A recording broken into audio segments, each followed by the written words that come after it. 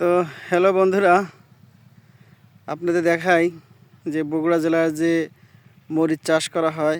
একটি গাছে দেখেন কত শত শত মরিচ ধরেছে। যারা এই দেন বগুড়া জেলার চাষি ভাইরা এগুলো চাষ করছে, দেখুন শুধু একটি গাছে এগুলো সব মরিচ আর মরিচ। হচ্ছে বগুড়ার মরিচ। এরম প্রতিটি গাছ, এরকম হাজার হাজার গাছ শুধু মরিচ আর মরিচ। এটা হচ্ছে মরিচের ক্ষেত, আপনাদের দেখাচ্ছি। দেখুন এরকম প্রতিটা গাছই শুধু মরিচ। দেখুন কি পরিমাণ মরিচ এসেছে, দেখেন লক্ষ লক্ষ জোয়ার। তো বগুড়ার যারা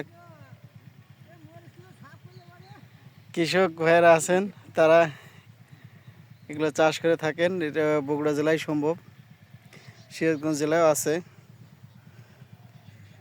তো এই পাশে আরেকটি ক্ষেত আপনাদের দেখাচ্ছি। দেখুন এটা মরিচ এখনো আসেনি, তো আসার সময় হয়ে গেছে।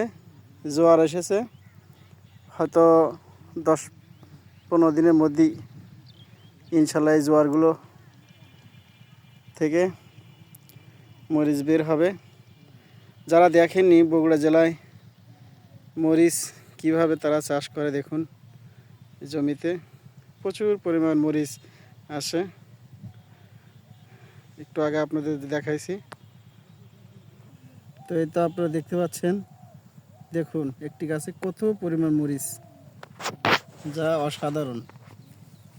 দেখেন শুধু মরিচ আর মরিচ। দেখুন এরকম প্রতিটি গাছই লক্ষ লক্ষ গাছ আছে, শুধু মরিচ আর মরিচ। দেখেন এটা হচ্ছে মরিচের ক্ষেত। এটা বগুড়া জেলায় এই মরিচ চাষ হয়ে থাকে। এই মরিচ সারা বাংলাদেশ সাপ্লাই দেওয়া হয়। বগুড়ার মরিচ অন্য অন্য জেলা থেকেও আসে, কিন্তু বগুড়া থেকে বেশি আসে। তো আপনারা দেখতে পাচ্ছেন।